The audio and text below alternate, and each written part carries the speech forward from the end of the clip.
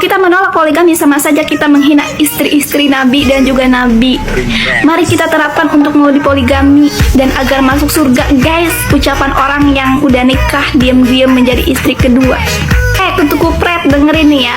Kita juga berhak nolak karena kita itu bukan istri Nabi yang spek soleha, sempurna, lapang dada menerimanya. Lah kita siapa?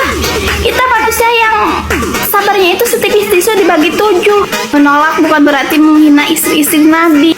Nih kalau gue hidup di zaman Nabi dan gue nikah sama Nabi lalu gue dipoligami, gue akan terima dengan lapang dada karena yang menikahi gue itu Nabi.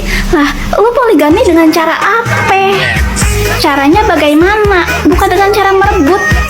Lo mau ngebandingin istri-istri Nabi sama lu, beda jauh, beda pangkat, sayang. Gue kasih tahu dengan cara tingkah laku lo yang begitu justru lo menghina istri Nabi. Karena gak ada tuh istri Nabi yang angkuh kayak lo dan mau seenaknya sama istri pertama. Gak ada. Istri Nabi itu akur semua. Hati mereka bersih-bersih, gak kayak lo.